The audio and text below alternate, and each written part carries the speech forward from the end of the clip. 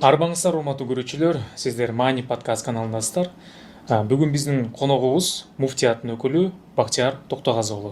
Бакчар байке, саламатсыздарбы? Кош келдиңиз. Рахмат. Биринчи эле суроо сизге. Муфтият эмне жумушту аткарат? Ошол элге түшүндүрүп берип коюңузчу биринчиден. Бисмиллахиррахманиррахим. Муфтияттын негизги эле ошол иши бул Кыргызстан мусулмандар дин башкармалыгы деп өзү атап турган эле аты.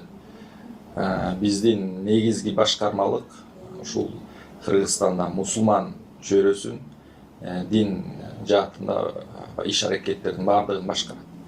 Мындайча айтканда мечиттен баштап, медресе, диний окуу жайлардын баардыгы ушу биздин кармагыбызда да.